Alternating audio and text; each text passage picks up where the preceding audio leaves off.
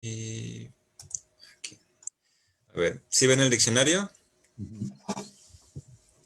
¿Sí se está? Sí, sí se ve. Bien. Según la Real Academia tenemos 8 acepciones aquí, ¿se ven? La primera es creencia en algo sin necesidad de que haya sido confirmado por la experiencia o la razón, o demostrado por la ciencia. Ok. 2. Conjunto de creencias de una religión. 3. Confianza en el éxito de algo o alguien. 4. Es una promesa, ¿no? Dar fe de algo. 5 es como el testimonio, testimonio o aseveración de que una cosa es cierta, ¿no? También es dar fe, cuando uno da fe de que algo es real, de que una persona es buena, etc. Documento que certifica la verdad. Ok, bueno. Tener buena fe o mala fe, buena intención, una intención. Bueno, creo que esas son las que nos competen, esas 7. Ahora, si buscamos fe en el diccionario sánscrito, es la palabra shraddha. A ver si la tengo aquí. Ay, caramba. Pensé que la tenía aquí a la mano. Denme un segundo para pegarlo, porque si no tengo que escribirla aquí. Bueno, la escribimos en sánscrito. Vamos a utilizar este. Shraddha. Ay. Shraddha. Shraddha.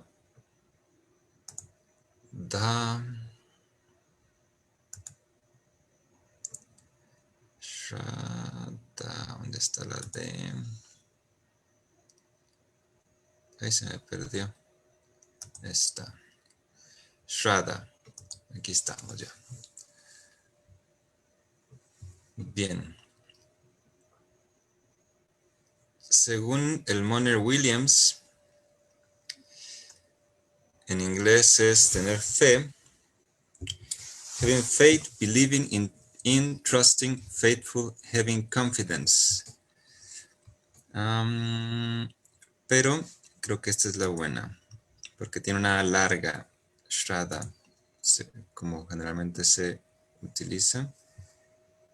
Shraddha. Ay, caramba, no. Esa no es. Pero básicamente, mira, aquí dice trustful, believing in, confiar en, tener fe, creer en algo, confiar, tener confianza, ¿no? Frank, confident. Pues básicamente es como sustentar algo, ¿no? De hecho, tal como la palabra lo menciona, es algo que uno sustenta algo y uno tiene plena fe o confianza en algo. Y la palabra tiene algunas... Ay, yo la vi.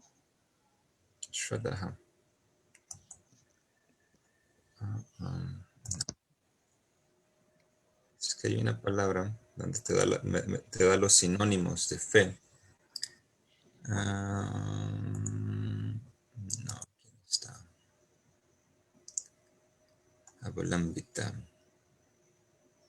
Aquí está.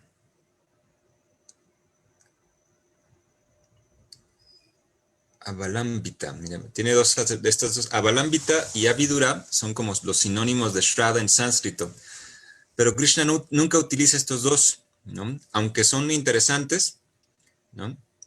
Hanging, que significa Avalambita es como sostener, sustentar, colgarse o agarrarse de algo, que también tiene que ver con la fe, ¿no? Cuando uno se cuelga, es decir, uno tiene que al final colgarse de algo, aunque no tenemos certeza, ¿no? En este plano de conciencia no hay mucha certeza por diversas razones, ¿no? Entonces vamos a regresarnos para acá. Me quedé a la mitad de preparar la presentación, así de que vamos a abordar la fe en, digamos, 4 sentidos. Más bien los podemos abordar en estos 4 sentidos y son 4 palabras que están muy, muy, muy relacionadas con Shraddha, que es el karma, la acción, el jnana, la conciencia, Gyana significa conocimiento. Personalmente me gusta mucho la acepción de conciencia, ¿no? O sea, Gyana, conocimiento, significa ser consciente de algo, ¿no? Siendo consciente de algo. Y Buddhi, que es básicamente, Krishna lo utiliza muchas veces, demasiadas, no demasiadas, pero muchísimas veces con el sentido de capacidad de razonar, ¿no? O sea, la capacidad de razonar que se puede desarrollar a partir de la fe, curiosamente, pero de una fe que, bueno, es que la fe, curiosamente, fíjense que la palabra Shraddha, no lo apunté aquí el verso, pero se los comparto. Krishna lo menciona en el 4:39, ¿no? Y dice Shraddha Val, aquel que tiene Shraddha, Shraddha Val, Lavate Gyana, obtiene Gyana. O sea, aquí está este pequeño círculo de Gyana de conciencia. Aquel que obtiene Shraddha, lo que sigue después de Shraddha es obtener Gyana, obtener conciencia, ¿no? Shraddha Val Lavate Gyana. Y una vez obteniendo conciencia, Tat Parasamya tendría. Uno se entrega a esa conciencia, uno se entrega a ese conocimiento, ¿no? Y lo hace uno, Samya tendría, con los sentidos enfocados, o sea, uno se enfoca completamente en eso, en ese conocimiento que obtuvo a partir de una creencia. Y luego Krishna dice, Yanam Labva, aquel que obtiene conocimiento, Param Shantim, obtiene una paz superior. Y esa es otra palabra muy interesante que la quité de aquí, pero podría ser otro abordaje de fe. ¿Cómo obtener paz? Entonces, la fórmula para obtener una paz, digamos, perdurable es a partir de la fe, de cierta manera. ¿Y por qué? Porque la fe nos da conocimiento. Y a partir del conocimiento, uno puede obtener paz, satisfacción. De hecho, anteriormente a eso, en el capítulo 2, Krishna lo declara directamente, que dice, no puede razonar, hablando de Buddhi, no puede razonar una persona que no está vinculada. Y ahorita vamos a hablar sobre la vinculación, sobre los tres gunas, cómo categoriza la fe Krishna. Pero antes, en el principio del Gita, Krishna dice, una persona que no está vinculada no puede, no tiene buddhi, no tiene capacidad de razonar. Nasti buddhir ayuktasya, nacha ayuktasya. Una persona desvinculada, abhavana, ¿okay? No comprende y por lo tanto no se puede enfocar en nada. Si se fijan, lo acabo de mencionar hace un momento, aquel que tiene fe obtiene conocimiento y con conocimiento uno se enfoca plenamente, con los sentidos plenamente controlados y se entrega a ese conocimiento.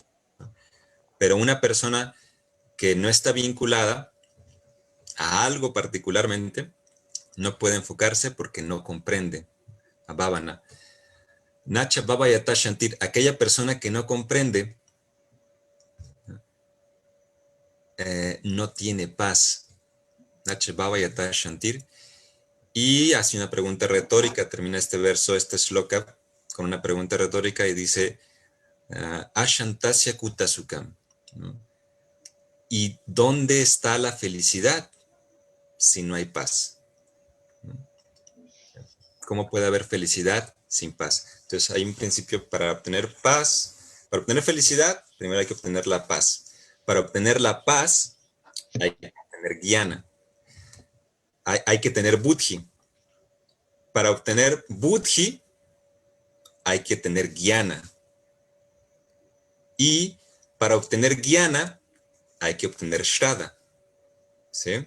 Entonces, quería hacer como un esquema así donde se viera todo así muy, muy listo, pero si nos fijamos, shraddha te da gyana, conocimiento y conciencia. Gyana te da la capacidad de buddhi. Y también eso también lo declara Krishna en el Gita, en el capítulo 2. ¿No? Te da la capacidad de razonar, porque ¿cómo es posible razonar si no tienes la información? si no tienes cómo cotejar, cómo todo. O sea, tiene que haber guiana, tiene que haber conciencia, tiene que haber conocimiento para poder desarrollar la capacidad de razonar. De hecho, en el proceso que Krishna menciona de la caída de la entidad viviente, la degradación de la conciencia de la entidad viviente, Krishna lo menciona muy claramente, ¿no? Dice, de la contemplación de los objetos de los sentidos mundanos, ¿no?, nace una relación con esos objetos y por lo tanto el apego. Sangat sanjayate kama. De sanga, de esa relación, de ese apego, nace muchos deseos, kama. O sea, porque sí, una vez que tú estableces una relación con un objeto mundano o con un objeto espiritual, pero aquí por lo general establecemos relación con objetos mundanos, nos surgen muchos deseos. Y de esos deseos no hay otra opción, o sea, aunque aparentemente logres satisfacer tu deseo, pero al final ese deseo va a terminar, es un placer que va a terminar y por lo tanto automáticamente uno va a caer en kroda, ¿no? De kama viene kroda, indiscutiblemente, es algo que no lo pone ¿cómo se puede? En tela de juicio Krishna, ni siquiera menciona la otra opción.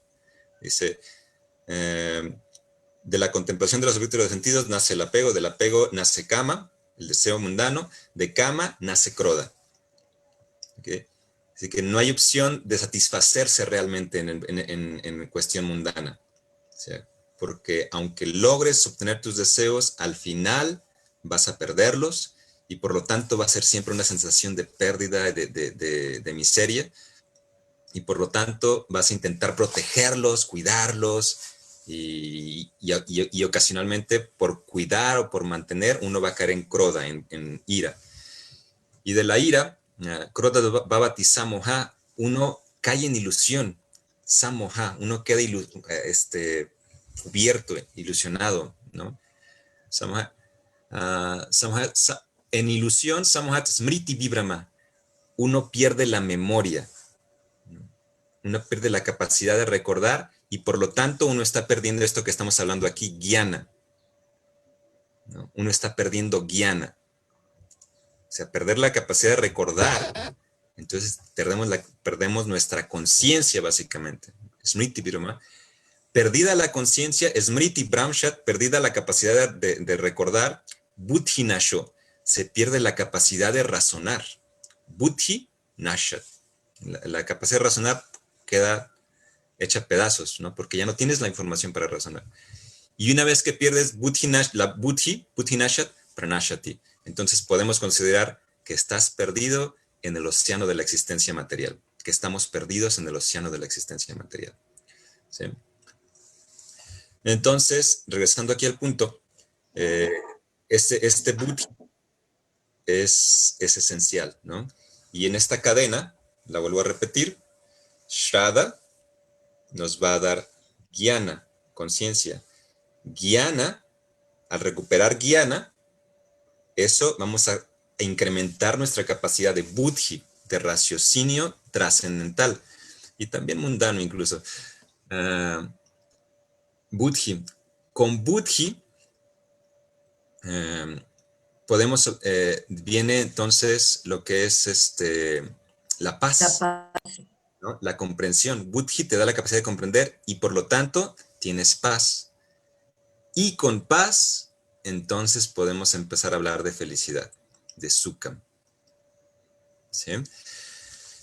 Y Shivas, pero entonces la pregunta sería, ¿y de dónde surge la fe? Bien, buena pregunta. A ver. Buena pregunta, ahorita vamos para allá. Vamos a dar toda la vuelta. Otra acepción que da Krishna, sobre todo hablando de sukham, está la palabra prasad que utiliza Krishna, que significa claridad, ¿no? Tener claridad. Todo esto que hablamos en última instancia es para obtener claridad. Y con claridad podemos ver que sukham es algo que nunca es algo que es nuestro. Es un estado del ser natural, ¿no? Pero eso solo se obtiene cuando logras prasad, ¿okay? Y bueno, Krishna también da todo un proceso para eso. empezando por, ¿cómo dice?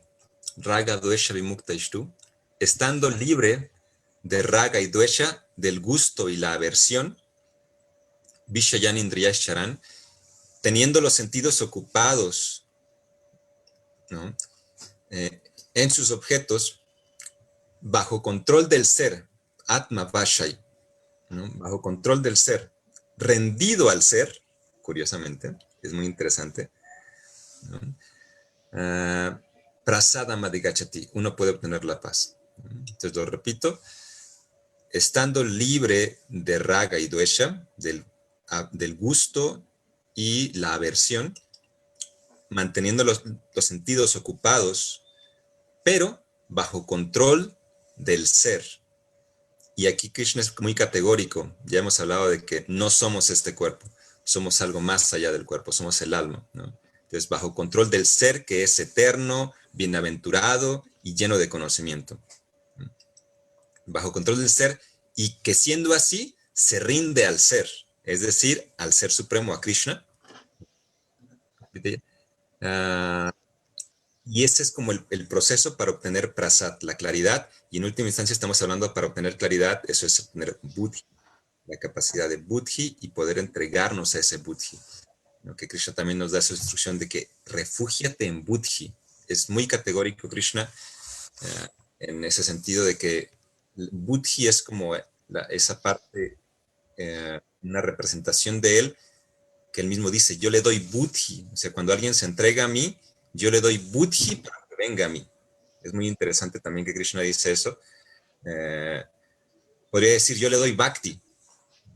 En el Bhagavad Gita Krishna podría decir, yo le doy bhakti a mi devoto, a la persona que se dedica a servirme, yo le doy bhakti para que venga a mí. Pero curiosamente Krishna utiliza la palabra buddhi, que ese es uno de los 4 versos más importantes del Gita, que es el 10, 9, 10, 10, 9 y 10, 10, 10, 10, 10 y 10, 11. ¿No? Tesham satata yuktanam vajata priti purvakam. Da a mí, yo le doy a él, da a mí, buddhi yoga, capacidad de razonar vinculado, buddhi yoga, capacidad de razonar de forma vinculada, de forma que una, ¿no? Para que pueda venir a mí, llena mamu payantite. Pues bueno, ahora sí, vamos con esta parte que es regresando al karma, que vamos a responder a la pregunta que mencionó ahorita también Lu. Krishna especifica que hay 3 tipos de fe, ¿no? Hace un momento les mencioné yo que la fe te da conocimiento, pero al mismo tiempo el conocimiento te da un tipo de fe. Es como va en conjunto, ¿no? Krishna dice, Shradhaval Lavate Gyana. ¿Okay? Y no alcancé aquí a apuntar esos versos aquí tampoco, pero si alguien quiere apuntarlos por ahí, revisarlos. Si somos muy específicos, que Krishna dice que la fe te da conocimiento, pero también Krishna categoriza el conocimiento en 3. Conocimiento separado, conocimiento vinculador, conocimiento separador y conocimiento destructivo, ¿no? Son los 3 tipos de conocimiento que te puede dar la fe también. O sea, la fe te da 3 tipos de conocimiento. ¿Y cuál es el conocimiento separado? La descripción precisa de que da Krishna del conocimiento vinculador es que Sarva Bhuteshu, ese conocimiento por el que en todos los seres, Jena y Kam, una sola naturaleza se puede ver, ¿no? Indivisa en lo dividido, y es muy interesante esa palabra que utiliza Krishna, indivisa, no dividida en lo dividido. O sea, nosotros estamos aquí en este mundo de que todo está dividido, ¿no? Todo está separado, todo el mundo se siente individual, ¿no? Pero ese conocimiento que te permite ver que no hay división en esa división, ¿okay? Ese es el conocimiento vinculador o conocimiento de sattva, ¿no? Del modo de la bondad, del agente vinculador del mundo material. Luego Krishna dice, pero ese conocimiento que separa Pritaktuena Tuyahkianam, Nana Bhavam, y que en diferentes manifestaciones, Nana Bhavam, diferentes manifestaciones, Pritakvidam, diferencias ve uno en todos los seres, Beti Sarveshu Bhuteshu, ese conocimiento, Tatrayam, es de rayas, es separador, es del modo de la pasión, ¿no? El conocimiento separador, ¿no? Y por último, el conocimiento destructivo o de tamas, que Krishna lo menciona de esta manera. Krishna dice, Yatu Kritsnavat Ekasmin, ese conocimiento que como si fuera todo en una sola actividad se aferra uno, Yatu Kritsnavat Karya Saktam Ahaitukam, sin causa alguna. O sea, no hay una causa, sino simplemente, no hay una razón, no hay un raciocinio, sino simplemente es como lo único que hay y no hay otra forma, ¿no? Sin causa alguna, atatuarto, y que es beneficio de atatua. ¿Te acuerdas de esa palabra tatua? ¿No? Atatuarta.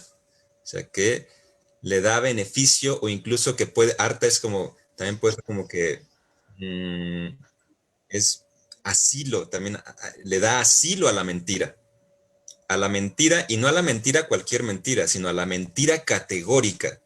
Y que Krishna es muy categórico, en el sentido de que él dice, no eres este cuerpo, pero todo el conocimiento que te hace verte como el cuerpo es atatuarta. Todo el conocimiento que te limita y te hace ver que eso es como una sola forma de hacer las cosas es atatuarta. Un beneficio es refugio de la mentira. Ese es el conocimiento en el modo de la ignorancia o conocimiento destructivo, porque es un conocimiento que en última instancia, por más que hagas esfuerzos, te va a llevar hacia la muerte y a volver a nacer y a volver a morir y a volver a nacer y a volver a morir. Entonces, en este proceso constante de manifestación y destrucción del ser. Entonces, en base a esos tres tipos de conocimientos, uno va a desarrollar un tipo de fe, ¿no? Entonces vamos a ver aquí, en el Bhagavad Gita 17.3, Krishna habla en esto, del 17.3 al 17.20 y algo, ahorita vamos a ver, Krishna habla sobre esto. Pero vamos primero a definir los inicios de la fe que Krishna menciona, ¿no? ¿Te gustaría leer este verso, Lu? El español, si quieres, nada más. Sí. Bueno, lo puedo probar en sánscrito para ver si mis clases han funcionado. Sata Nurupa Sarvasyai Strada Bhavati Bharata Shrada Mayo Jam Purusu Yo Yacharanda Sa Eva Saha. ¿Dos, tres o no, maestro? ¿Dos, tres o no? Sí, ahí va. Todos tienen fe de acuerdo con su naturaleza. Una persona está hecha de fe. Uno se convierte justamente en lo que cree. Este verso es un monstruo, si se fijan. O sea, Krishna está diciendo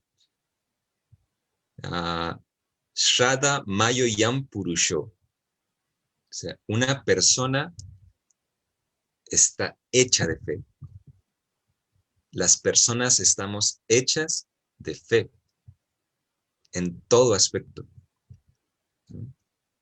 Sobre todo en este mundo material, que todo está cambiando, ¿no? ¿Dónde depositaste tu fe? Eso es lo que es lo que tú eres ahora. Y donde deposites tu fe en este momento es justamente hacia donde vas a ir. Uno se convierte justamente en lo que cree. Yoya Shraddha Sa Eva Saha. Esta traducción literal es muy interesante. Digo, es una traducción literal, es diferente a la que da Prabhupada. Es muy interesante también, que es otro tema, pero vale la pena. Por aquí lo tenía, 17.3. Prabhupada lo traduce este verso de la siguiente manera. Oh hijo de Bharata, según las diversas modalidades de la naturaleza bajo las cuales uno existe, en uno se desarrolla un determinado tipo de fe. Se dice que el ser viviente es de una fe en particular, de acuerdo con las modalidades que haya adquirido. Bien. Esta traducción de Prabhupada también es muy enriquecedora, pero es muy avanzada, ¿no? Porque aparte es un esfuerzo hermenéutico para establecer precisamente lo que está hablando Krishna aquí de los tres modos de la naturaleza material. Personalmente, cuando yo leí la traducción literal de mi guru, digo, cuando yo estuve estudiando el Gita, este verso de alguna manera me llamaba la atención porque hay versos en los que me gusta estudiar el texto de Prabhupada, la traducción de Prabhupada, pero luego cuando cotejo con la traducción, con el sánscrito, dices, pero es que aquí no cuadra un poquito, ¿no? Hay un esfuerzo en el que Prabhupada hace para establecer cierta hermenéutica y de alguna manera, como Prabhupada dice, el Bhagavad Gita tal como es, puede resultar a veces muy avanzado para el intelecto poder captar de lo que se está hablando a niveles más básicos, ¿no? Entonces, por ejemplo, esta traducción literal que hizo mi maestro espiritual me voló la cabeza, ¿no? Me voló la cabeza cuando yo leí, cuando porque cuadra, pues, aparte de que me cuadraba perfectamente con lo que decía literalmente, textualmente Krishna, eh, yo en la traducción de Prabhupada no alcanzo a percibir, aunque sí lo dice, ahora que lo leo, luego lees Prabhupada y dices, ok, sí lo está diciendo, pero no lo capta el intelecto tan fácilmente. Pero, por ejemplo, aquí uno se convierte justamente en lo que cree. Yo yachrada sa eva saha, ¿no? Esa persona, aquella persona, en eso, yach, shada, en eso que tiene fe, shada, sa, él únicamente es. Sa eva saha. Él únicamente es. Yo yachrada sa eva saha. Entonces, ahora, todo empieza, como mencionaste, ¿de dónde viene la fe? ¿No? La fe viene del conocimiento en el que te refugias. Es un círculo que digamos que existió desde tiempo inmemorial, en el que uno toma refugio en un tipo de conocimiento, ya sea vinculador, separador o destructivo, de sato, de rayas o de tamas, ¿okay? Y a partir de ahí uno va a desarrollar un tipo de fe. Vamos a ver ahora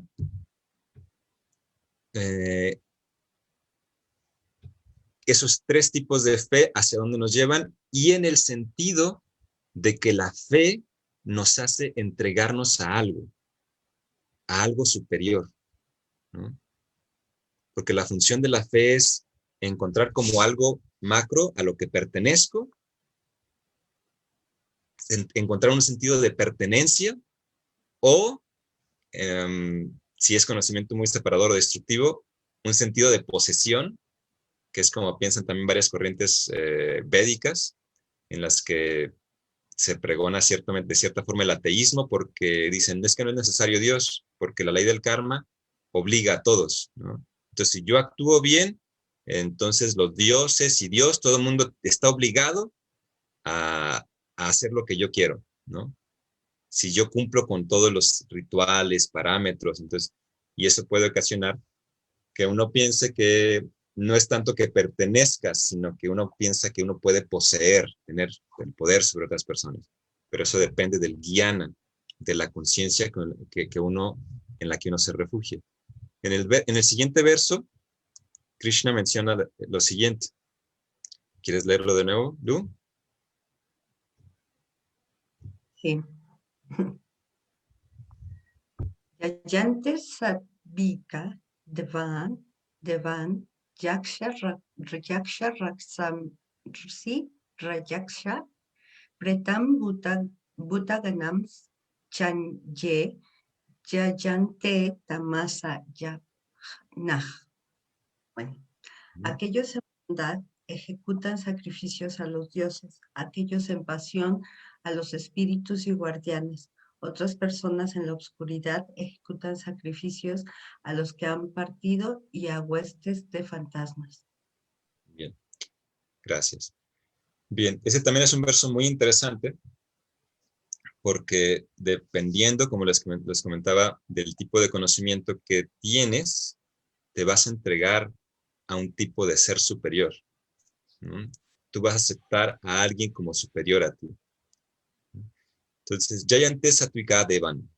¿Sí? Aquellos que están en Sattva y que tienen Jnana en Sattva, Sattvika, adoran Devan, adoran lo divino.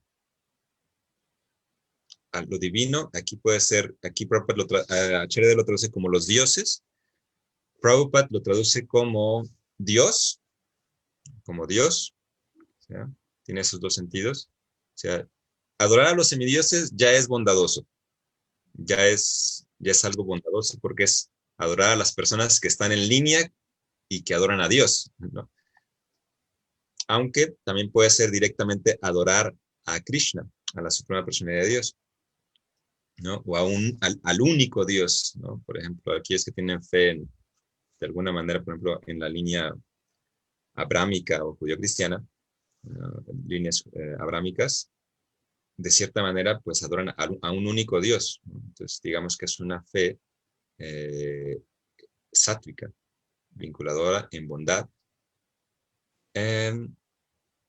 Y después tenemos Yaksha Rakshamsi Rajasaha. ¿Okay? En el modo de rayas, el modo separador, generalmente se adora a Yaksas y Rakshasas, ¿no? Que Prabhupada lo traduce también Prabhupada lo traduce como demonios, pero básicamente son una cierta raza de entidades que pueden llegar a ser muy demoníacos, pero más que nada son materialistas. Yaksas y Rakshasas es gente muy materialista y que lo que busca es control, y la gente que los adora a ellos es porque quiere controlar a otras entidades vivientes, ¿no? A diferencia de los devas, de los divinos, que de alguna manera lo que quieren es simplemente dar su servicio, ¿no? Igual se gratifican, igual están condicionados como nosotros, los devas, pero su naturaleza es de alguna manera en línea con lo divino y de cierta manera también, aunque tienen control, Indra, el dios del sol, el dios de la luna, el dios del rayo, el dios de todos ellos, aunque tienen control, se les ha concedido ese control, ¿no? Y se esfuerzan por ejercerlo de la manera más bondadosa posible. A diferencia de los yakshas y rakshasas, que al final lo que les interesa es simplemente tener el control, ¿no? Que de hecho toda la ciencia moderna, ¿no? La ciencia empírica que tenemos actualmente, está enfocada en eso, en controlar. ¿Okay? No niegan completamente la existencia de lo divino, niegan la existencia del alma, niegan todo eso y solamente están enfocados en estar aquí y querer tener poder y más conocimiento sobre cómo controlar esta dimensión, estos sistemas. Y Pretam Bhuta Gunams Chanie, ¿no? Son las personas en la oscuridad, en tamas, que pretan, aquí Acharya lo traduce como a los que han partido, pretan o priti, que son los antepasados, pretan, y bhuta gunams son básicamente fantasmas. ¿Tienen alguna noción de ejemplos? ¿Se les ocurren algunos ejemplos para estos tres? Pues algún difunto que te haya ayudado, no sé, alguien de alguna tradición que no conozcas, pero que te sientas que te ayuda o que te dicen que te ayuda. También te iba a comentar, Shivas, que Prabhupada en la traducción de lo que dijiste de la primera parte, de que los hombres que se hallan en el plano de la modalidad de la bondad adoran a Dios. Aquí Prabhupada lo menciona, que adoran a los semidioses, que a menos Bien que a los... estén bien versados, pueden adorar a la suprema personalidad de Dios. Sí, de hecho, sí es como, fíjate, interesante. Lo interesante del sánscrito, quiero irme rápidamente aquí a otra Bhagavad Gita, es el, ¿qué verso dijimos que era? 17. 17.3. 17.3. El primer 17.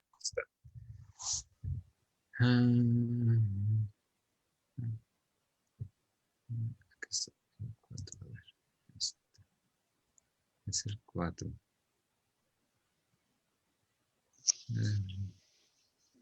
Sí, de hecho, fíjate, todos nuestros acharyas lo ponen como semidioses, Devam, ¿no? Ahora, literalmente significa lo divino, Daivi, ¿no? Entonces, ahora, adorar a la suprema persona de Dios, podríamos entenderlo también que está por encima de adorar a los semidioses o que está fuera de los modos de la naturaleza material, que también eso es muy interesante, ¿no? Aquellos que están en el modo de la bondad material, que es una vinculación limitada, una vinculación, digamos, vinculación separada, suena raro, pero sí, o sea, no están plenamente vinculados, sino solo están vinculados en un sentido limitado.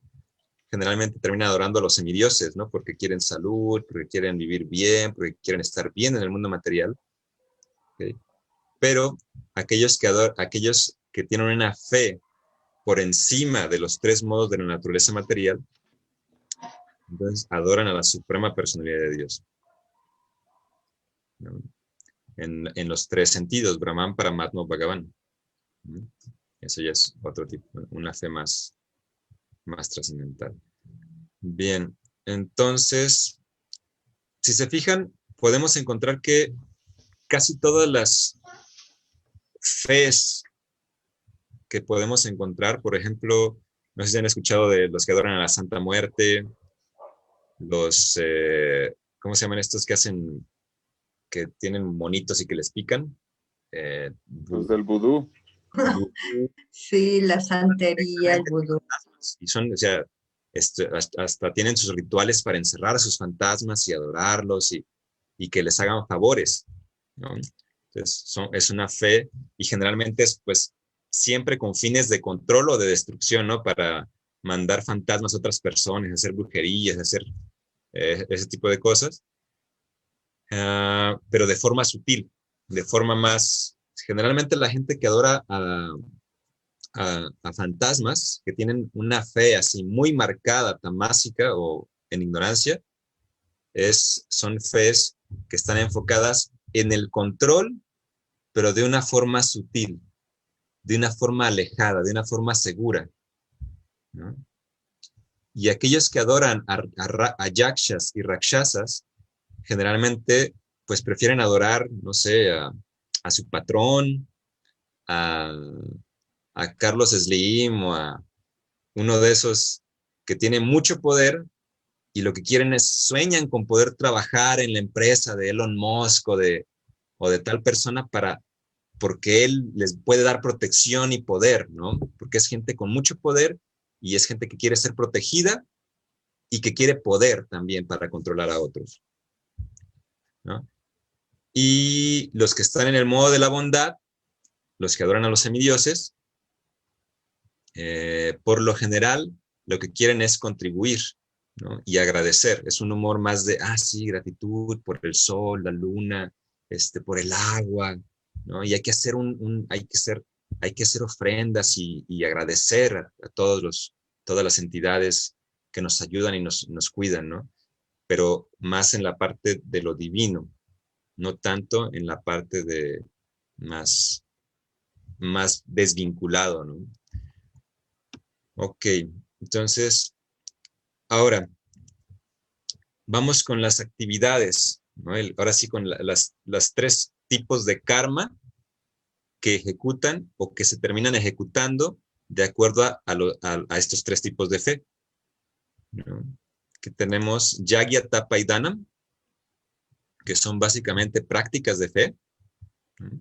Son prácticas de fe en las que uno deposita fe. Tenemos Yagya, que vamos a ponerlo como es ofrenda o presente. Quité aquí la palabra sacrificio, porque no nos sirve mucho a nosotros, en el sentido de que siempre tenemos la idea de sacrificio como perder algo. Tenemos la idea de sacrificio, aunque sacrificio significa sacro oficio, no sé, el oficio sagrado, en nuestra cultura, la palabra sacrificio, que es la palabra más utilizada para traducir yagya, no es muy práctica, no nos dice mucho o nos desorienta un poco de lo que realmente es yagya, ¿no? Porque yagya significa ofrendar, presentar, ¿no? Regalar. Y se refiere a regalar o presentar a aquello que es superior a nosotros. Eso es yagya. O sea, a lo que pertenecemos, en ese sentido de pertenencia, a eso que pertenecemos, le ofrendamos o presentamos, ¿no? Porque queremos agradarle. Y tenemos tapa, que comúnmente es traducido como austeridad o penitencia. Personalmente me gusta, y creo que lo podemos entender mejor, como todo esfuerzo que hacemos por mejorar. Ahí lo que sería, lo que se complica es que, ¿qué significa mejorar? Depende de tu guiana. Si tenemos la idea de conocimiento destructivo, mejorar para nosotros es lastimarnos o lastimar a otros, tener poder sobre otros, ¿no? Si es más, un poquito más separador, rayásico, pero mejorar en sentido bondadoso significa vincularnos, respetarnos, todo lo que tiene que ver con bondad, ¿no? Rayas, tiene que ver todo lo que tiene que ver con pasión, con rayas, es control. Y todo lo que tiene que ver con austeridades, con la idea de mejorar de forma destructiva, eso es tamas, ¿sí? Y por último, Krishna también menciona Danam. La traducción más literal de Danam sería caridad, que más podríamos comprender, pero Danam significa también distribuir. Curiosamente se parece a Yagya, ¿no?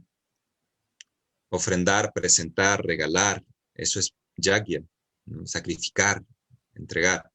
Pero Yagya es para, digamos, hacia arriba, hacia el todo, y Danam es más, siendo parte del todo, contribuyo a distribuir eso que todos ofrecemos al todo, ¿no? Entonces, distribuir, dar, lo que pertenece al todo, a Krishna, ¿sí? Entonces vamos con Yagya rápidamente.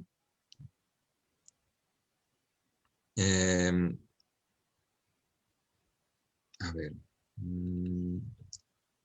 Sí. Lo primero es Yagya. Lo primero que menciona Krishna es Yagya, que es ofrendar o presentar o sacrificar, pero en el sentido más positivo, no en el que aparece en la mente de ustedes, en el que aparece en la mente de casi de todos nosotros de eliminar o perder algo, ¿no? Sino en el de presentar algo sagrado y volver algo, convertir algo en sagrado. Aquí Krishna menciona de la siguiente manera: bondad, pasión e ignorancia, estos tres. Para irnos un poquito rápido, lo voy a leer rápido. Sí, dice en español: una ofrenda en bondad determinada por precepto, o es decir, que está marcada, Prabhupada lo traduce como que está traducido, que está en las escrituras, que es una ofrenda que se determina porque en los Vedas se dice que está ahí y cómo se hace, y se siguen los pasos que se describen en los Vedas.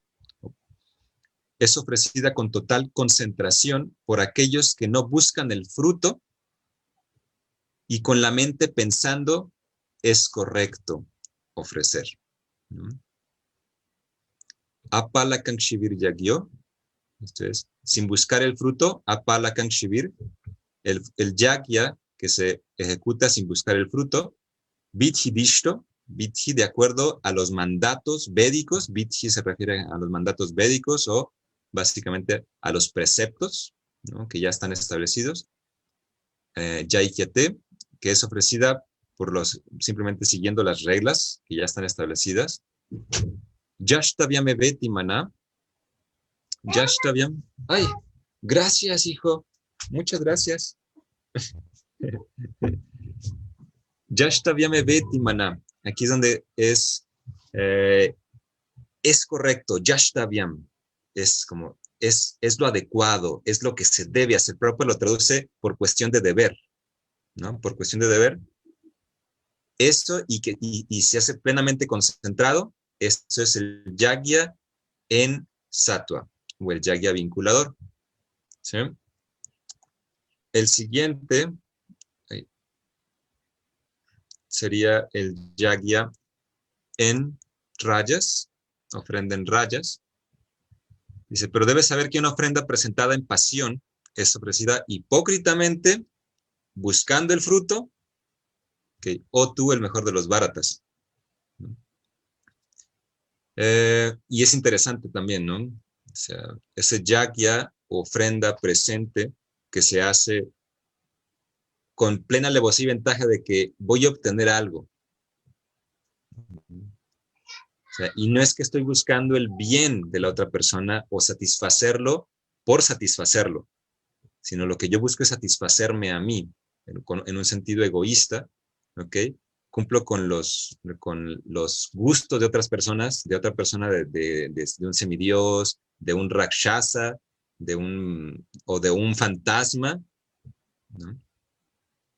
Pero con el fin de satisfacerme a mí, ¿no? Y si se fijan, esos tres tipos de fe que se mencionaron al principio, cada uno de estos tres, cada uno de yagya, tú puedes ofrecerle a un fantasma, curiosamente, ofrendas en bondad, ¿no? Pero también puedes ofrecerle ofrendas en pasión, buscando un beneficio, o ofrendas en ignorancia, ¿no? Yagya en tamas, ¿no? Krishna dice, se considera oscura una ofrenda carente de precepto en la que no se comparten los alimentos, que carecen de mantra, en la que no se da obsequios a los sacerdotes y que carece de fe. Es interesante esta traducción también. Sí. Vamos caminando. No me quiero detener tanto. En cada uno podríamos quedarnos un rato. Siguiente, que es pienso que es muy, muy importante. Tapa. Vamos a dejar tapa mejor para el final. Ahorita ya vimos que yagya, ofrendo presente, digamos que en ascendente, o sea, es algo para arriba, ¿no? Ofrendamos a lo más grande que nosotros. Después tenemos danam, que es más o menos lo mismo, ofrendar, pero es como ofrendar a los que están de cierta manera abajo, o sea, que no tienen lo que nosotros tenemos. Entonces, eso es danam, distribuir, dar caridad, dar, ¿no? Y que básicamente es, si tú hiciste un buen yagya, también se puede decir que cuando tú haces un buen yagya, tú le entregas todo a Dios, después te toca también, puedes hacer el servicio de dar danam, que es eso que todos damos a Dios, lo distribuimos para todos, para que todos estemos más satisfechos en nuestras necesidades. Entonces, danam también está en los tres, distribuir, dar, caridad. Krishna dice, la caridad que se da como una cuestión de deber, sin esperar retribución en el momento y el lugar adecuados, y a una persona que lo merezca, se considera que está en el plano del modo de la bondad. Es una caridad vinculadora. Es un dar vinculador. ¿Sí? En rayas o separador, ¿no? Pero la obra de caridad que se hace con la esperanza de obtener alguna retribución o con un deseo de obtener resultados fructivos o de mala gana, se dice que es caridad en el plano de la modalidad de la pasión, ¿no? O sea, lo hacemos como alguien nos obliga. Alguien dejó una pregunta, ahorita la revisamos. Y en tamas, la caridad que se da en un lugar impuro, en un momento inapropiado, a personas que no son dignas de ella, o sin la debida atención y respeto, se dice que está en el plano de la modalidad de la ignorancia. ¿Sí? Bien.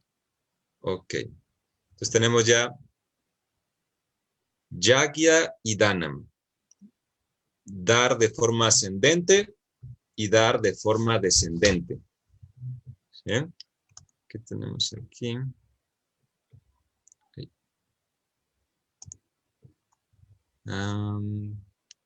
Bueno, ese se tenía que salir. Ok. Ok. Yagya Tapa, perdón, aquí. Y ahora Tapa. Este es muy interesante porque Krishna lo subdivide todavía. O sea, hay tapa en bondad, tapa en pasión y tapa en ignorancia. Tapa vinculador o esfuerzos por mejorar, penitencias, austeridades por mejorar en bondad, vinculadoras, en rayas, separadoras o en tamas, destructivas, ¿no? O en ignorancia. Vamos con la que Krishna subdivide todavía. Tapa en bondad. Tapa en bondad, tenemos que, hay tres.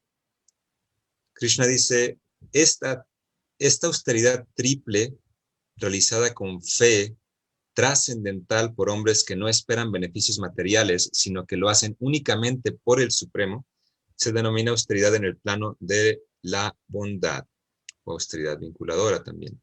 Es una austeridad vinculadora. Estos tres, realizados con estas características, es decir, las austeridades con el cuerpo, las austeridades con el habla y las austeridades con la mente, ¿no? O los esfuerzos por mejorar en estos tres, con estas tres herramientas, digamos. Pues vamos con el cuerpo. La austeridad del cuerpo consiste en adorar al Señor Supremo, a los brahmanas, al maestro espiritual y a superiores tales como el padre y la madre. Y consiste también en limpieza, sencillez, celibato y no violencia. Me gusta a mí apuntar, me gusta señalar aquí algo muy interesante, que es Deva Dvija Guru Pragya. Déjame ver si puedo. No hay una forma que me dé una. No. Esto. Aquí está.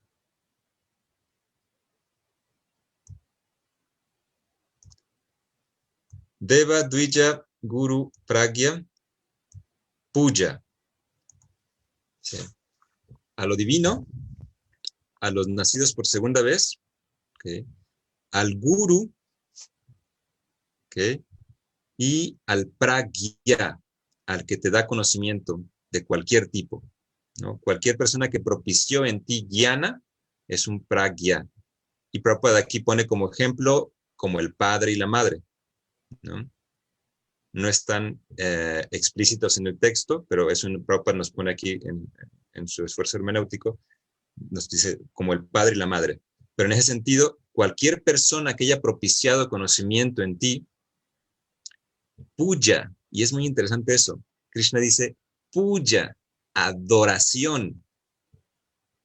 O sea, no dice nada más ofrecer respetos, o sea, no dice nada más gratitud, no, él dice puja, adorar, ¿no? Quienes para los devotos los que tienen conocimiento, experiencia con los templos, es muy sencillo, o sea, se le hace una adoración o sea, es como algo divino, ¿no? Todos ellos podrían considerarse que propician y te ayudan a la divinidad, y la austeridad es adorarlos, curiosamente. No es fácil, o sea, es un esfuerzo por mejorar, ¿no? Eso te va a hacer que el pragya te dé más conocimiento, el guru te dé más acceso a la divinidad, el dvija, ¿no? te ayude también, y deva, los semidioses, también te contribuyan a tu bienestar. Y después tenemos Saucham, Arjavam, Brahmacharya y Ahimsa, ¿no? Ay, Dios. ¿Qué fue lo que hice ahorita? Aquí. Okela. Todo esto, Saucham, limpieza, Arjavam, sencillez, Brahmacharyam, ¿no? Actuar de acuerdo al Brahman, o sea, actuar para Brahman, y que también lo traducen como celibato, pero lo traduce aquí como celibato, Brahmacharya, aunque Brahmacharya personalmente pienso que hay que darle ese sentido de que tenemos que actuar para Brahman, o sea, actuar de acuerdo y acorde con Brahman. Ahimsa, y creo que esto es muy importante, Ahimsa, no violencia. Y esto, si se fijan, es un esfuerzo para, nuevamente, lo que mencionamos, una cosa es ascendente y este es un esfuerzo descendente. Son como las reglas para interactuar con otras personas de forma noble, ¿okay?, y funcional. Y un principio es ahimsa, no violencia. ¿Sí? Ok.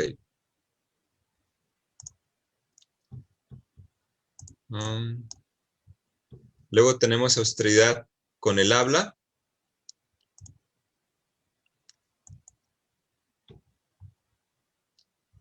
Ya hablé mucho. ¿Quieres leerlo, Lu? ¿O alguien quiere leerlo? Que ya me cansé de oírme. Sí, yo puedo leerlo, pero si alguien más quiere, adelante. Si no, lo leo. Adelante, adelante. Ya estás. La austeridad del habla consiste en proferir palabras que sean ciertas, agradables, beneficiosas y que no agiten a los demás, y también en recitar regularmente las escrituras védicas. Bien. Ok. Bien, están esas tres austeridades. Esta es la austeridad del habla, que bueno, ya también es un tesoro muy grande, ¿no? O podríamos llamarlo aquí, yo les recomiendo el libro de Marshall Rosenberg, Comunicación no violenta, un lenguaje de vida. Creo que es un libro completo sobre este texto específicamente, ¿no? Aprender a hablar la verdad, pero con palabras agradables, ¿no? Y que sean siempre, y buscando siempre el beneficio, ¿no? Y sin agitar la mente de los demás, ¿no? Anudvega. Bien. Wow, ya vi que son las 9:12. Qué barbaridad. Ahora, yo sé que ¿cuántos somos? 17. Oye, somos bastantes todavía. La idea como es domingo, es como tener como tiempo libre para poder discutir todos estos temas con más amplitud. Entonces, espero si alguien tiene pendientes, también que sepa que vamos a estar aquí un ratito. Bien, ahora, y por último, la austeridad de la mente. ¿Quieres leerlo, por favor, Lu? Sí, pero una persona que está libre de todo apego y aversión y que es capaz de controlar los sentidos por medio de principios que regulan la libertad, puede conseguir toda la misericordia del Señor. Perfecto. Bien. Y esa es la austeridad de la mente, que también es muy interesante. Si se fijan, estas tres austeridades conllevan cómo tratar con las personas físicamente, cómo tratar con las personas verbalmente y cómo tratar con las personas mentalmente. Y obviamente también todo esto tiene que ver con cómo tratar con uno mismo físicamente, con nuestro cuerpo, cómo tratar con nuestra lengua y cómo tratar con nuestros pensamientos, ¿no? Bien, y todo eso es la austeridad en la bondad, o los esfuerzos por mejorar vinculadores. Luego tenemos los esfuerzos por mejorar o penitencias en rayas. ¿Alguien más quiere leerlo? Que somos bastantes. Adelante. Yo lo puedo leer. Adelante, Rosika.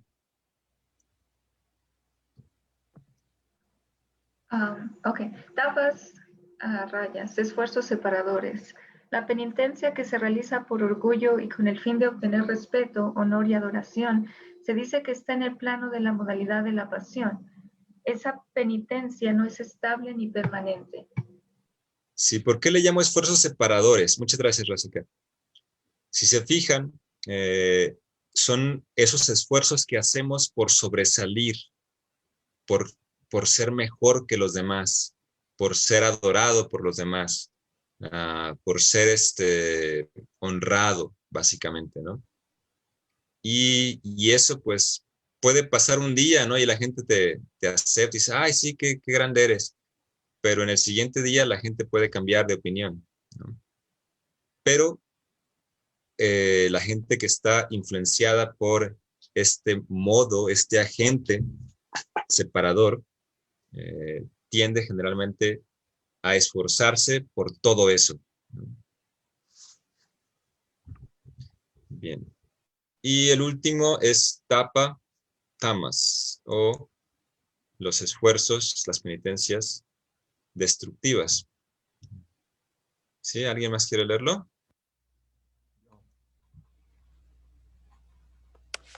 Yo lo puedo leer. Por favor. La penitencia que se realiza por necedad, con la tortura de uno mismo o para destruir o hacerle daño a otros, se dice que está en el plano de la modalidad de la ignorancia. Gracias, Astrid. Sí, tal cual, ¿no? Esta es una, y tenemos ejemplos, ¿no? Incluso muy, por ejemplo, la gente religiosa que se flagela, que lastima el cuerpo, ¿no? De alguna manera es interesante. Hay un verso que es muy interesante sobre ese tema. ¿Dónde lo vi? A ver, déjame ver si lo encuentro rápido.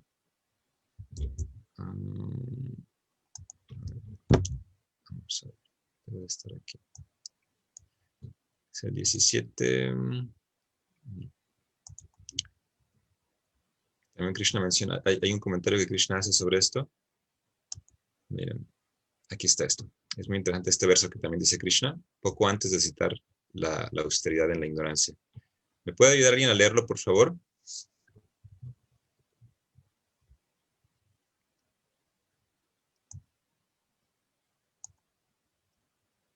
A ver, ¿puedo leerlo yo? Por favor. Estoy un poquito ronca, pero ahí va. Aquellos que se someten a severas austeridades y penitencias que no se recomiendan en las escrituras y que las realizan por orgullo y egoísmo, a quienes los mueven la lujuria y el apego, quienes son necios y quienes torturan los elementos materiales del cuerpo, así como también a la superalma que mora dentro, se los ha de conocer como demonios. Tómala. No. Es muy interesante también esta traducción aquí de Prabhupada, porque hay algo que dice Krishna, que no menciona Prabhupada en su traducción. Es una pregunta que tengo yo para mi gurú después, pero igual se las comparto. Porque aquí dice, ¿dónde está? Mam chaivata sharirastam, ¿no? Y básicamente, Bhutagraman achetasa mam chaivata sharirastam. O sea, y ¿dónde está aquí? Dice, ¿quiénes son necios? Y quienes torturan los elementos materiales del cuerpo, así como también a la superalma que mora dentro. Aunque literalmente Krishna dice, me torturan a mí, ¿no? Prabhupada lo traduce aquí como la superalma, que torturan a la superalma, como si estuviera en tercera persona Krishna. Pero Krishna, curiosamente, en el texto, literalmente, habla en primera persona, que me torturan a mí, que estoy dentro del cuerpo. Entonces, eso a mí se me hace muy interesante, aparte de que también muy bonito, comprendiéndolo adecuadamente, ¿no? Todo esto son austeridades y penitencias en el modo de la ignorancia, ¿no? Básicamente son, aunque quieres obtener algo, ves esa necesidad de sacrificio, de sacrificar este cuerpo en el que estás. Entonces, torturas el cuerpo, porque incluso lo ves como algo malo. Incluso hay corrientes religiosas que ven el cuerpo como si fuera algo terrible, ¿no? Entonces, torturan el cuerpo muy insistentemente, hasta sádicamente, podríamos decir, ¿no? Bien. Ok. Ya estamos aquí terminando. Y ya podemos empezar. Y ahora sí podemos empezar, ¿no? Regresando con el primer círculo. ¿Qué piensan hasta ahora de todos estos detalles que da Krishna sobre la fe?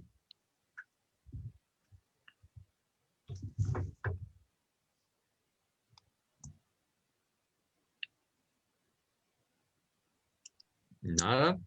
Pues está, bueno, ahorita la síntesis que tú haces, mis respetos, porque es muchísimo, o sea, es súper profundo, ¿no?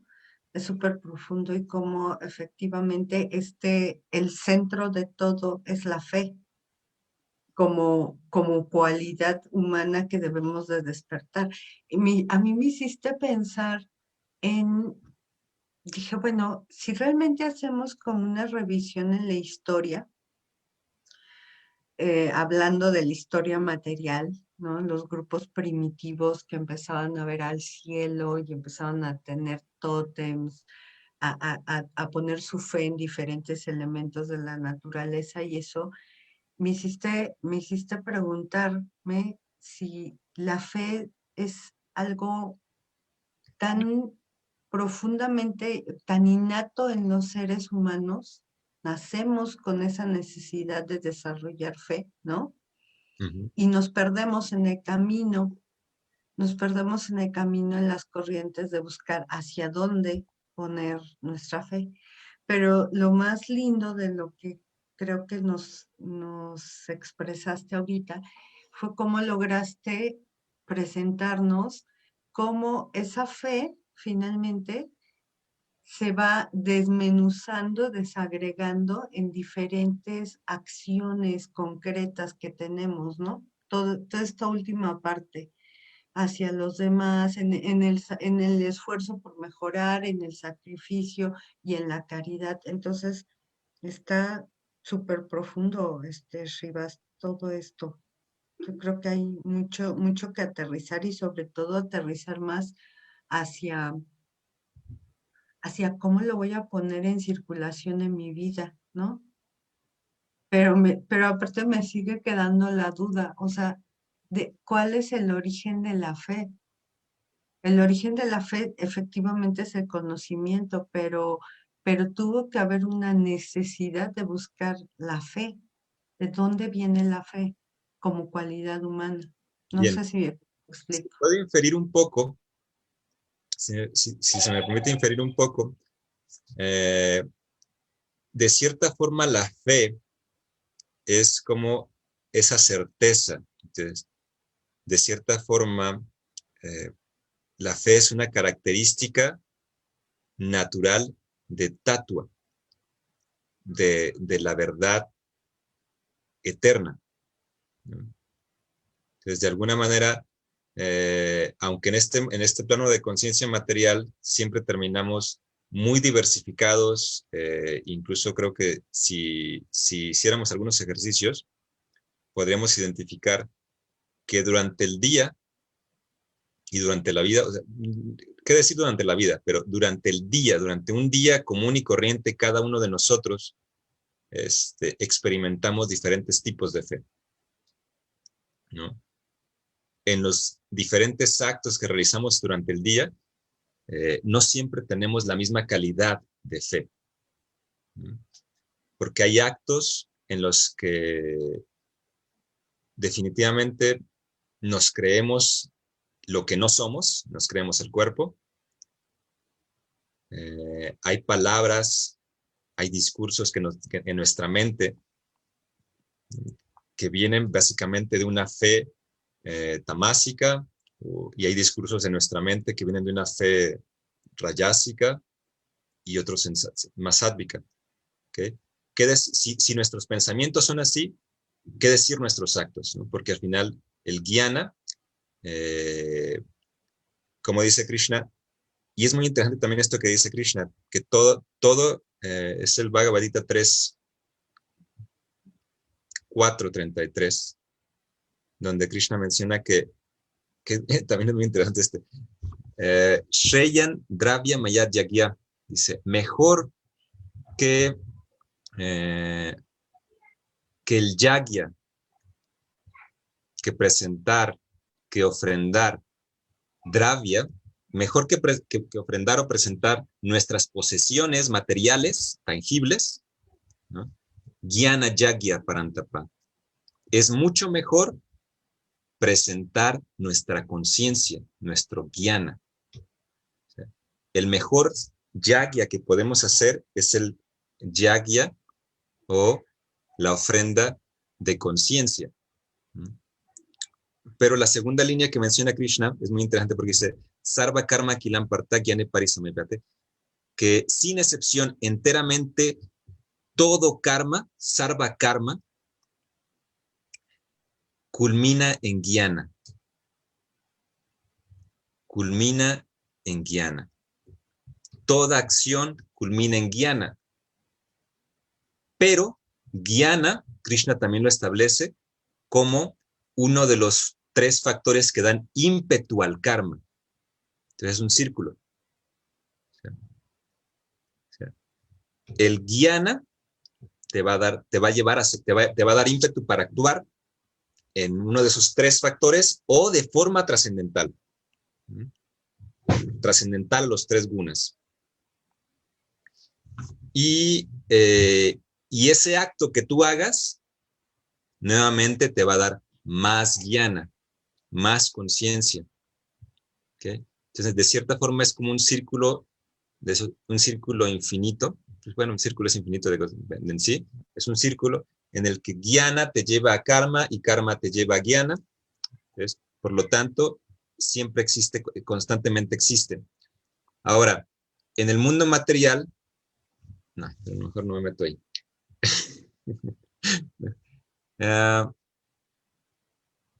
En este plano de conciencia en el que estamos nosotros, por lo general, siempre pensamos en términos de crear, mantener o destruir. ¿No? Porque, de hecho, de eso están hechos, este cuerpo está hecho de eso, de esos 3 agentes. Por lo tanto, cuando uno obtiene este conocimiento, como que el primer impulso es averiguar cómo yo crear una mejor vida para mí, o cómo yo crear, o cómo yo mantener algo muy bueno que tengo en mi vida, o cómo yo destruir todo aquello que no me gusta de mi vida, ¿no? Y ese es como en los términos en los que siempre piensa nuestra mente. Sin embargo, en el plano trascendental no existe ese pensamiento. Cuando uno se aferra a sattva, a la identidad real, no hay necesidad de crear, mantener o destruir, porque lo que es eterno lo tiene siempre. Aunque sí hay experiencias, pero es algo, como dice Krishna, el alma, el purusha, es responsable de la experiencia de felicidad y aflicción. De hecho, yo últimamente he estado practicando mucho sobre esto. A veces llego del trabajo cansado, de malas, y quiero así como que me sirvan y que me den de comer, y no quiero que estén gritando los niños, y no quiero que, así, llego con la mente ya en un humor bastante degradado, digamos, del día,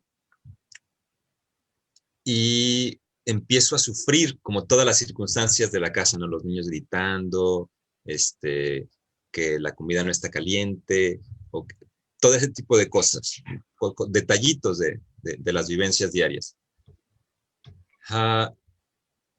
Pero cuando yo pienso en esto, digo, pero si yo no soy este cuerpo, ¿por qué tengo que sufrirlo? Entonces, la elección, ¿qué es lo que yo quiero hacer? Ok, el cuerpo ahorita tiene este gusto y aversión particular. Básicamente es lo que Krishna menciona. Si uno se libera del gusto y las aversiones de los sentidos, entonces uno puede encontrar claridad. Y eso solo viene cuando uno entiende y practica. Eso es una práctica. En este mundo material es una práctica, ¿no? Practica el no verse como el cuerpo, el verse aparte del cuerpo. Y ahí es cuando uno puede decir, ok, aunque ahorita estoy súper de malas, súper enojado, como yo no soy el cuerpo, puedo cambiar el chip de una forma rápida, así, ¡puc! Ya, yo quiero ahorita estar feliz, ¿y qué puedo hacer para estar feliz? ¿No? Pues ahora, en vez de hacerle la cara fea a mi esposa o a mis niños, les voy a sonreír. Y ahí empieza el cambio. Pero eso solo es posible cuando te das cuenta que no eres el cuerpo y tomas control, ¿no? Porque de otra manera, si nos creemos el cuerpo, entonces uno justifica todo eso. Es que estoy enojado porque esto debería de ser así, esto debería de ser asá, y yo lo quiero así, yo lo quiero asá, ¿no? Y de esa manera, uno con ese guiana, uno no puede salir del círculo de los diferentes círculos viciosos que nos llevan hacia el sufrimiento, básicamente.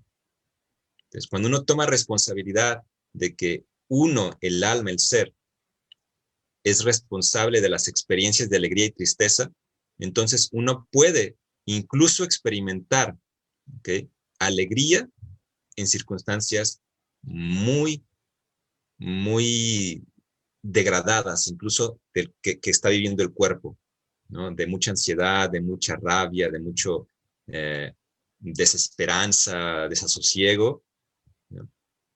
Pero eso solo puede suceder cuando alguien realmente practica no ser el cuerpo. ¿Sí? Dice Norma, para servirte, de hecho ya estamos, yo creo que estamos terminando ahora sí. ¿Alguna pregunta, alguna reflexión que quieran compartir? Final. ¿Yo puedo comentar algo? Por favor, Lu. Sí, a mí me gustaría saber si a los demás o a ti les queda esta linda idea. Generalmente, a partir de lo que nos estás compartiendo, generalmente la fe o el concepto de fe o la acción de la fe la podemos comprender como una unidireccional, o sea, hacia una entidad superior, la divinidad, o hacia en el plano espiritual, ¿no? Entonces, como que se queda mucho en que la fe es en qué voy a creer, en qué Dios, en qué preceptos, ¿no? Pero con esto que tú nos acabas de compartir es muy hermoso porque se ve perfectamente cómo esa fe permea en todo, pero tiene que entrar completamente en todo hasta llevarnos al nivel de la actuación en la ofrenda, de la actuación hacia la mejora continua y de la actuación hacia lo que damos a los demás. Entonces la fe rompe el lugar a donde generalmente se coloca, donde tiene que ver con una vinculación netamente a lo religioso o a la conceptualización de Dios, sino que Krishna nos enseña, con esto que nos dices, cómo finalmente a partir de esa fe, ¿sí?, se va a tener que construir o permear todo lo que somos, hacemos y pensamos, ¿no? Y hasta lo que sentimos. La fe va a determinar todo eso dependiendo de dónde queramos ponerlo. Entonces, retomando la pregunta de Gokulananda de aquella clase donde decía, ¿dónde pongo mi fe? Yo le agregaría no solamente dónde pongo mi fe, sino cómo vivo mi fe. A partir de dónde la pongo, en qué conocimiento, es cómo la vivo, ¿no? Entonces, pues muchas gracias. A mí me encantó eso, pero bueno, a mí me gustaría escuchar a los demás. A ver si nos comparten sus reflexiones. Sí, por favor. Hare Krishna, perdón, Hare Krishna, yo también quisiera hacer una pregunta, por ejemplo, bueno, refiriéndome a, por ejemplo, a la religión católica. Hay muchas personas que tienen santos y que San Martín de Porres y que, bueno, quién sabe, hay una infinidad de santos tan grande que superan los días del calendario, ¿no? En un día se festejan no sé cuántos santos. Bueno, que los que quieren conseguir novio o casarse, hay un santo que le piden eso y no me acuerdo, San Antonio, no sé qué, y así, bueno, esas personas adoran a fantasmas porque esos santos pues ya murieron. Sí, Entonces, no necesariamente, Carónica. Yo podría hacer el símil, ¿no? Porque en la tradición, en la filosofía, en el cúmulo de conocimiento de la Biblia, de las tradiciones abrámicas, no se profundiza en la administración cósmica. Sin embargo, parece ser, yo me atrevería a decir que de alguna manera con los santos vienen a rellenar ese lugar que en la cultura védica toman los semidioses, ¿no? De gente que está en línea con el Supremo y que puede ser adorado para obtener cosas materiales, obtener salud. O sea, por ejemplo, aquí el dios del sol es adorado para obtener la buena salud. Está Kamadeva, que es el Cupido, que también es adorado para tener pareja, o la diosa Kartikeya, que también es adorada para lo mismo. Y los santos, curiosamente, a mí se me hace que es como la versión, no sé si moderna o abrámica, o más bien judeocristiana, y más que nada católica, ¿no? Más que nada católica, de la institución católica, que sustituye a todos los devas, ¿no? Son como la parte de la divinidad, porque a fin de cuentas están vinculados a Dios. Pero si tú los adoras específicamente por algo material, no siempre tienes que pensar en Dios, curiosamente. Y pasa lo mismo con los semidioses. O sea, la gente no adora a Indra o a Shiva o a Brahma pensando en Krishna, sino lo adora porque tienen un interés particular en obtener algo material. Pero también esos semidioses pueden ser adorados en el modo de la bondad, tal como lo explicó Krishna. O sea, cada uno de ellos puede ser adorado en las tres formas, en bondad, pasión o ignorancia, pero hay también esos tres niveles, ¿no? Uno puede adorar a los semidioses o los que son más o menos como semidioses, que son como los santos, ¿no? A fin de cuentas, todos los semidioses dentro de la cultura védica se consideran también santos, porque a fin de cuentas son tan devotos al Señor que se les ha dado un puesto cósmico tan exaltado, ¿no? Como el dios del fuego, el dios de la lluvia, el dios del mar, el dios de los bosques, ¿no? Entonces, sí, más ellos, por ejemplo, ellos podría decir que son adoradores en el modo de la bondad, o su adoración es de la bondad, aunque puede tener como su subdivisión. Entonces es muy, muy, muy complejo. Yo sé que es complejo. Quise simplificarlo, pero no lo logré, honestamente. O sea, es muy profundo. Muchas gracias, sí, fue muy enriquecedor todo el conocimiento que nos compartiste. Muchas gracias, muchas gracias, Hare Krishna.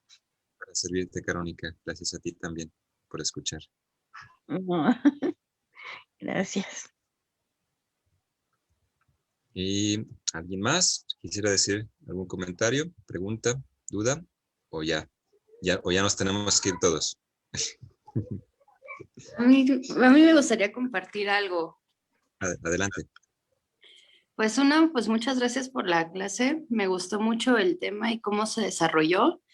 Y me quedo reflexionando un poco en lo que se dice en el Srimad Bhagavatam sobre los 3 pasos devocionales, ¿no? Que consisten justamente en escuchar, recitar y memorizar, ¿no?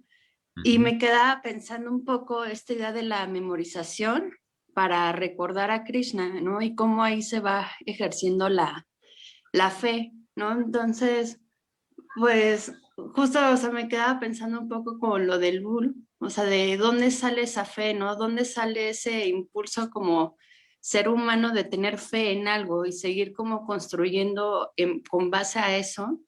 Y me parece interesante pensar esta idea de la capacidad de recordar, ¿no? O sea, como algo que se repite mucho de recordar los pasatiempos de Krishna y como justamente empezarnos a nutrir de eso que se compartía en esos momentos, ¿no? O sea, como desde la creación del universo, de cómo se va conformando toda esta era. Y me parece muy bonito, ¿no? Porque creo que son esas ideas donde uno al recordarlas tiene como un sustento de saber que hay una posibilidad de que hay algo más que lo que está en este momento con nosotros. Y pues muchas gracias. La verdad es que me quedo pensando en muchísimas cosas y para profundizar más, ¿no? O sea, como esta idea de lo que nos manejas del capítulo del Bhagavad Gita del 17, yo no he profundizado mucho en él, ¿no? Y ahorita que se desglosó varios apartados de ahí, pues me dan muchas ganas de leerlo a profundidad, ¿no? Para como profundizar más en este tema. Y bueno, ese era mi comentario. Muchas gracias.